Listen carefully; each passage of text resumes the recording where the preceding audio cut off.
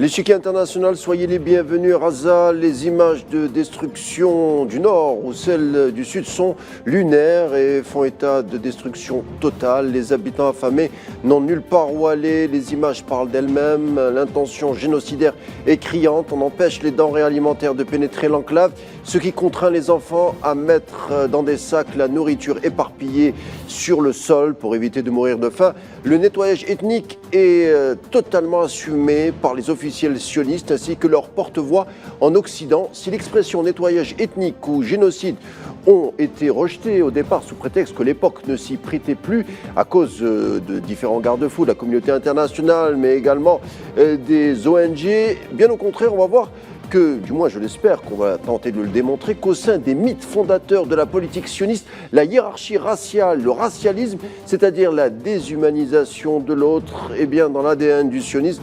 Les mythes fondateurs de la politique sioniste, thématique de l'échiquier international du jour, et c'est tout de suite.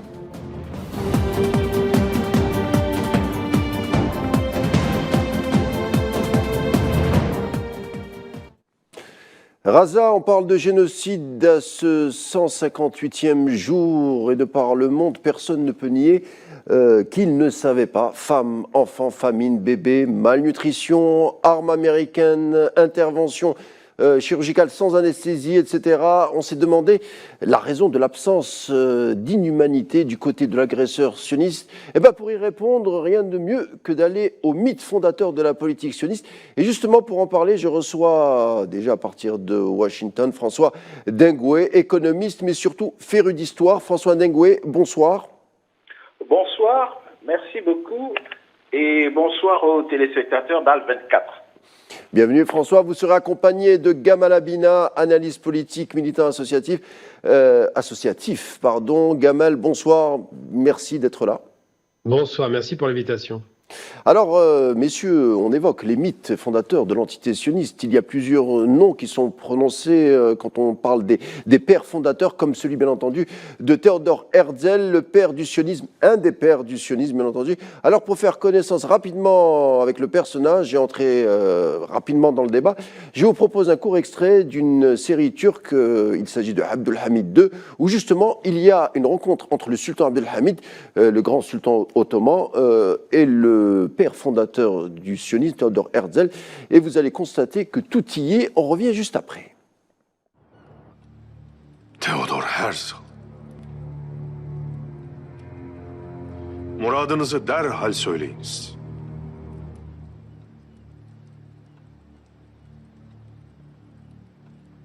Toprak istiyorum. Kudüs'te Yahudiler için toprak istiyorum. Osmanlı çok büyük bir imparatorluk. Bugün Yahudiler Rusya'da, Romanya'da eziyet çekiyorlar. Ticaret yapmaları yasak, toprak alıp satamıyorlar.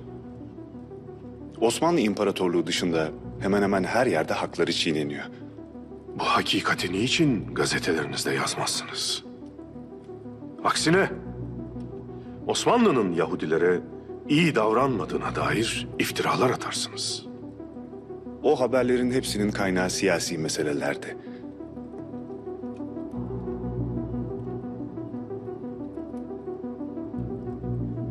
Onlara Filistin'de toprak verin. Bir yurtları olsun. Malumunuz, maddi olarak oldukça güçlü Yahudiler var. Bu iyiliğiniz karşılıksız bırakılmaz. Osmanlı'nın Avrupa'da biriken bütün borçlarını kapatabiliriz.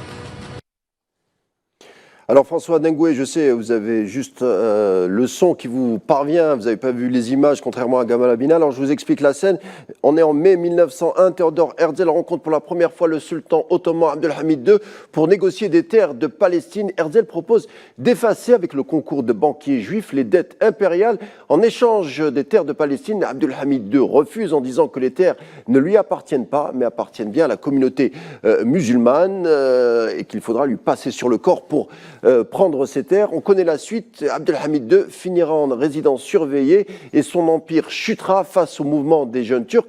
Theodor Herzl menace, on le voit à travers la scène, c'est montré subtilement, Theodor Herzl menace subtilement le grand souverain ottoman. Alors François Ndengwe, qu'est-ce que vous pouvez nous dire sur les réseaux qu'il y a derrière Herzl, qu'est-ce qu'il représente? Comment peut-il, comme ça, parler mano à mano avec un grand empereur ottoman?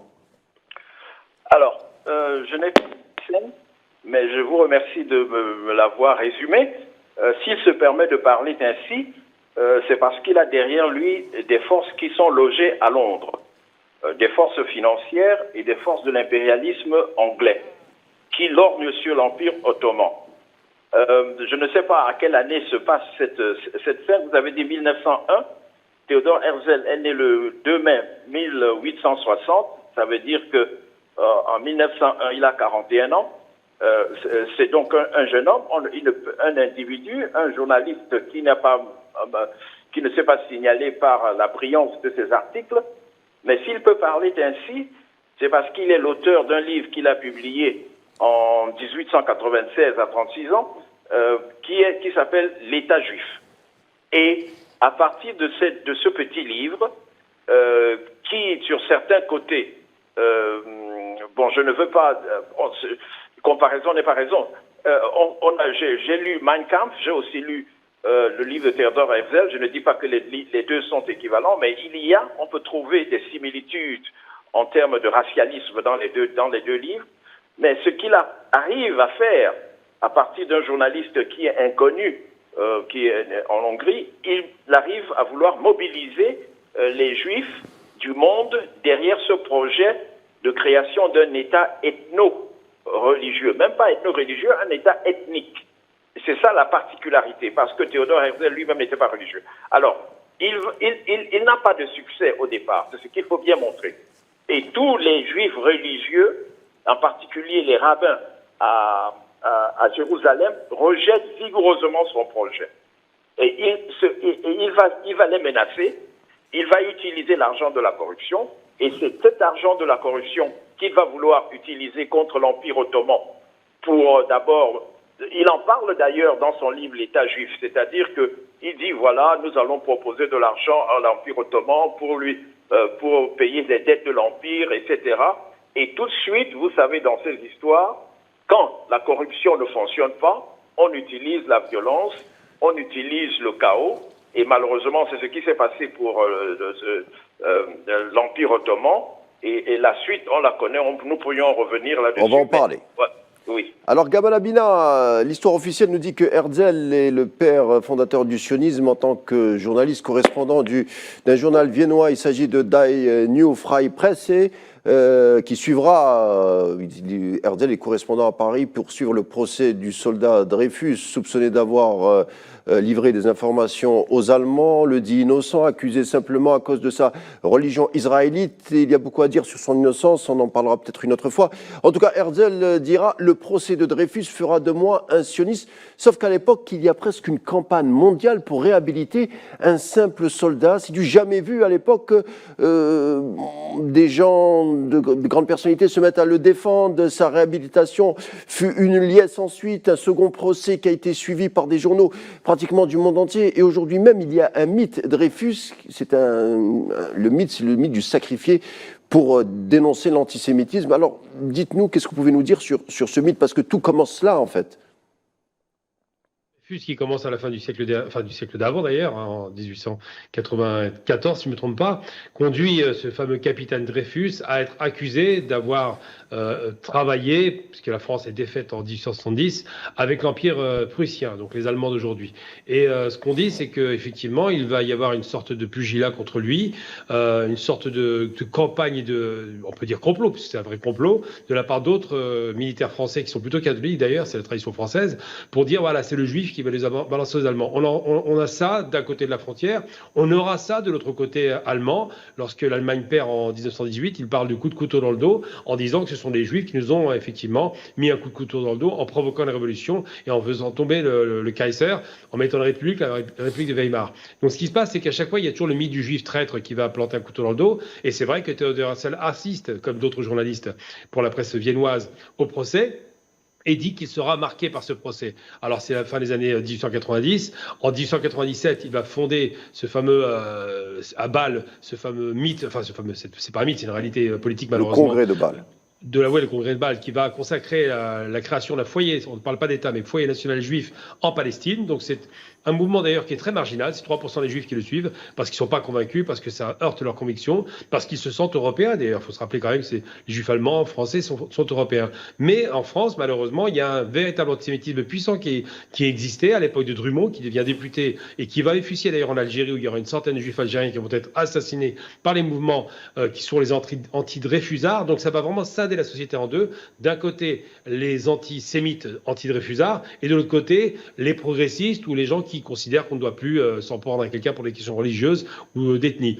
Donc la question qui se pose aujourd'hui, c'est pourquoi est-ce que Theodor Herzl va utiliser ce traumatisme, d'après ce qu'il dit, pour en discuter aussi, effectivement, pour consacrer l'idée qu'on va devoir créer sur une terre qui n'est pas occidentale, qui est arabe, un foyer national juif pour fuir l'antisémitisme réel ou supposé occidental. Eh bien, cette raison va le motiver à contacter non seulement des hommes d'affaires juifs, des banquiers, la famille Rothschild, on le sait, mais surtout, et c'est le plus important, des grands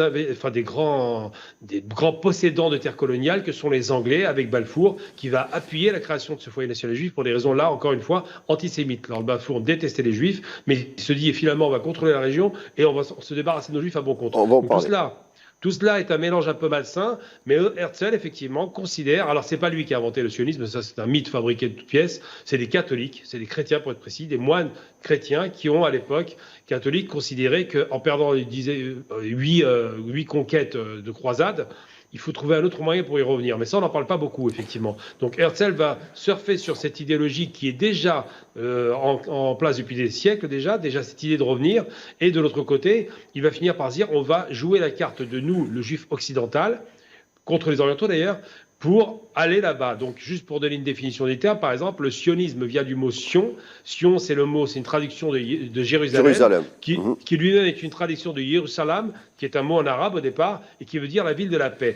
Donc, c'est vous dire à quel point on va puiser très loin l'idéologie religieuse qui est utilisée pour la transformer en idéologie ethno-racialiste et faire en sorte qu'on consacre un mouvement puissant qui d'ailleurs naît de mouvements très nationalistes européens pour récupérer la terre de Palestine à bon compte avec le soutien des Anglais et des Français. Très bien. Alors, on a parlé, vous avez cité un nom, Lord Balfour. En fait, il faudrait dire, c'est Alfred Milner qui est derrière la célèbre tractation pour donner des terres donner des terres aux sionistes, une tractation où les Anglais, bien sûr, ont joué un rôle prépondérant.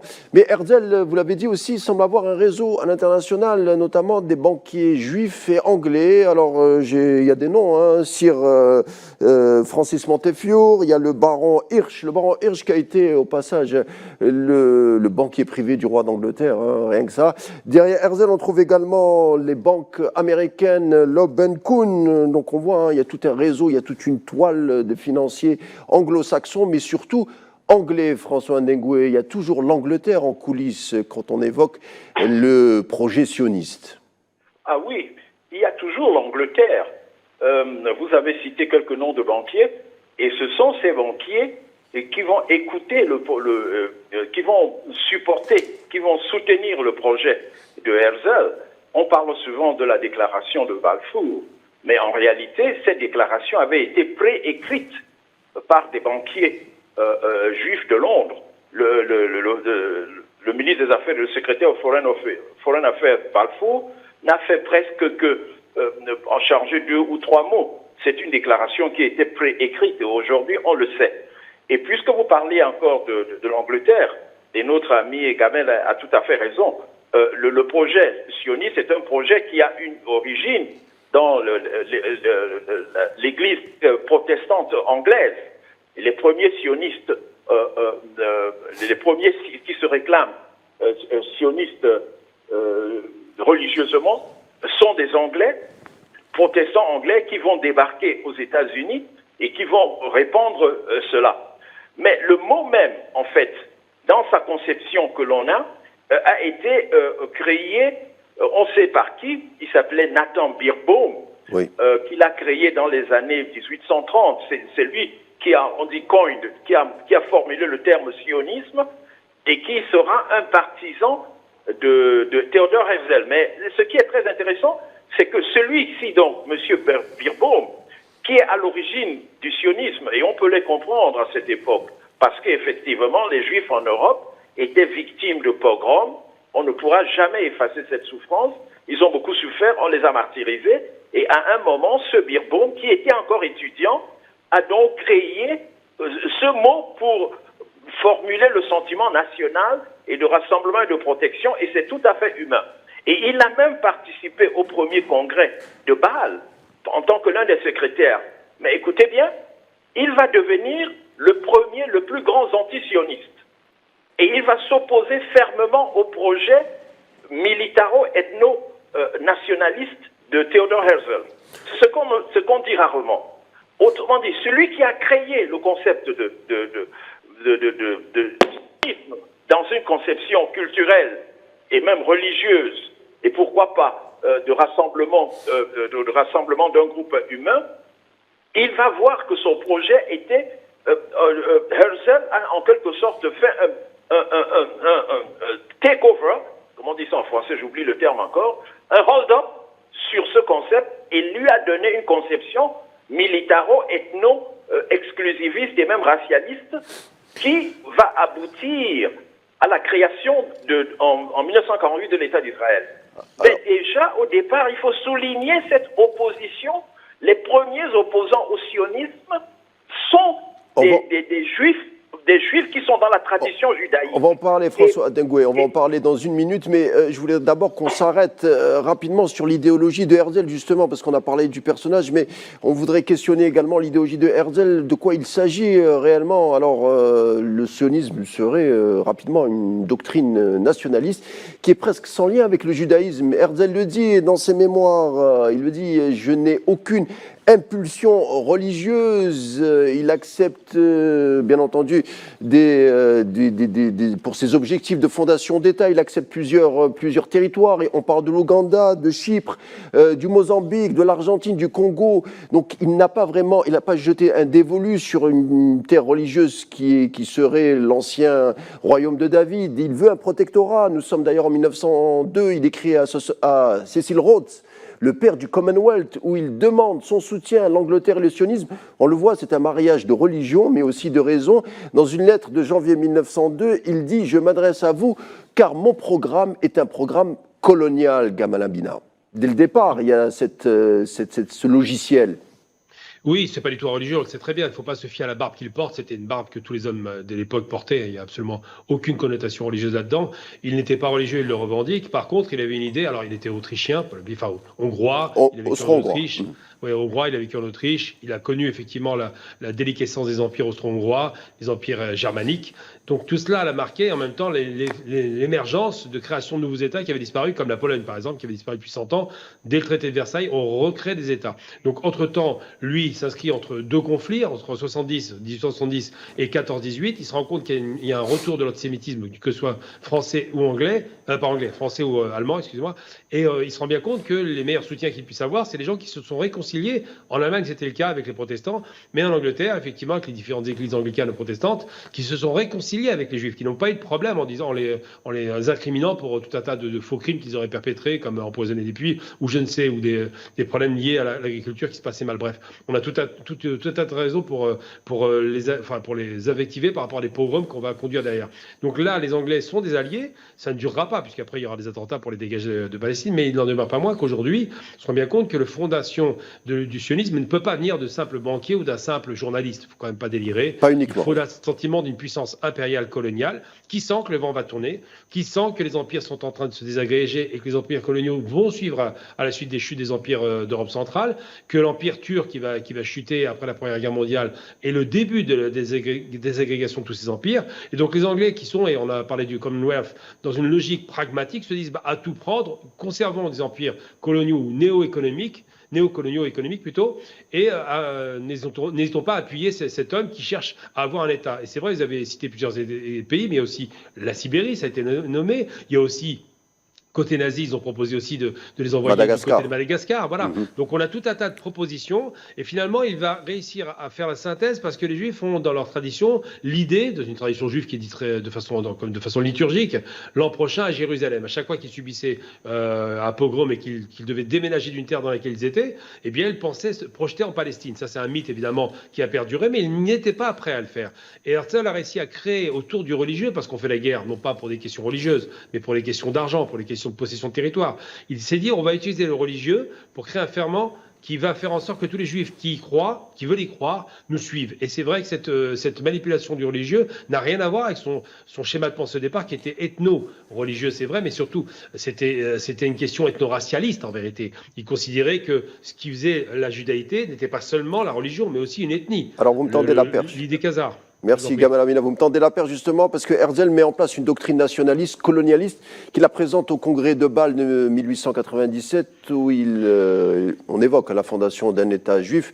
Tout ceci, c'est avant la Seconde Guerre mondiale, donc les massacres de juifs n'est presque sans lien avec la fondation d'un État juif, en tout cas en théorie. Sauf que beaucoup de juifs, à l'époque du congrès de Bâle de 1897, beaucoup de juifs religieux rejettent ce projet en disant que c'est une hérésie et que ça trahit finalement la mission des prophètes juifs. Le judaïsme, beaucoup de rabbins américains notamment le disent, hein, on le dit, le judaïsme n'est ni une politique ni une doctrine nationaliste, mais bien une spiritualité. Il y a un rabbin qui s'appelle Isaac Mayer Weiss qui se révolte contre cette hérésie signée Théodore Herzl, François Dengue. Ah, mais c'est pas seulement une hérésie, c'est une invention, c'est une abomination pour tous les juifs de l'époque. C'est pour tous les véritables rabbins qui sont attachés à la tradition de Moïse. L'irruption du sionisme, c'est le rabbin Sénéphile de Jérusalem déclare que c'est une œuvre de Satan. C'est pour moi qui le dis, c'est le rabbin de Jérusalem. Et puisque vous avez mentionné le congrès de Bâle, qui a eu lieu les 29, 30 et 31 août 1897, à Bâle en Suisse, n'oubliez pas que ce n'est pas à Bâle que ce congrès devait se tenir. À Munich. Il devait se tenir à Munich. Et j'espère que vous savez pourquoi il n'a pas pu se tenir à Munich. Parce que toute la communauté et les leaders juifs d'Allemagne, aussi bien les orthodoxes que ce qu'on appelle les juifs réformés, ont dit qu'on ne veut pas de cette abomination. Donc c'était un rejet absolu. C'est pour cela que le congrès a été reporté à Bâle. Donc on voyait déjà en cela les fermes, les fermements, les fondations d'un désordre et non seulement religieux, mais d'une abomination. Et d'ailleurs, Herzl ne s'en cache pas. Dans son livre, l'État juif, il dit très carrément qu'il n'est pas religieux et que les religieux seront tenus à l'écart. Donc il peut se servir, c'est un opportuniste, il peut se servir du fait religieux comme élément de rassemblement, mais au fond lui-même, il n'est pas religieux. Et si vous voyez la photo de la déclaration avec Ben Gurion et tous ceux qui sont autour de lui quand il déclare l'État d'Israël, vous savez que les Juifs, c'est presque une obligation de toujours se couvrir la tête. Aucun d'entre eux n'est couvert. Ça veut dire que ça n'a pas de dimension religieuse. C'est une dimension, c'est une entreprise coloniale portée par l'empire de l'époque et qui utilise la force pour déposséder de pauvres gens qui n'ont pas su se défendre. Et d'ailleurs, lors de ce congrès de Bâle, dont nous parlons de 1897, Théodore Herzl déclare carrément que vraiment, en somme, il résume, c'est lui qui se dit, il dit ceci, c'est resté une phrase célèbre que ses partisans répètent chaque fois. À ce congrès de Bâle, j'ai fondé l'État juif. Donc, il se pose plutôt comme un nouveau Moïse, en quelque sorte. Et si vous voyez son discours qu'il a prononcé au second congrès de Bâle, les 29, 28, 29 et 30 août 1898, dont je pourrais vous lire quelques extraits, je crois qu'il faut tout simplement mettre les textes devant les gens pour que la population se rende compte de la forfaiture qui était malheureusement, ça a abouti et ça a conduit. Et pour moi, je ne suis pas surpris, puisqu'on parle des événements du génocide qui se passent aujourd'hui. C'est une suite tout à fait logique. Et malgré qu'il y ait eu plusieurs personnalités religieuses juives de très très grande envergure qui ont tout fait pour essayer d'arrêter l'hécatombe. On va conclure, François Ndengwe. Merci beaucoup pour ces éléments. Bien entendu, le sujet, on n'a pas pu l'épuiser parce que le sujet est riche et dense. En tout cas, je vous remercie, François Ndengwe, d'avoir apporté votre contribution à ce débat. Je remercie également Gaba Labina de Paris. Merci pour vos éclaircissements. Et je vous dis à bientôt. L'échiquier international se conclut. Mais ne vous inquiétez pas, on se retrouve demain, même heure et même chaîne. D'ici là, portez-vous bien et ça arrive.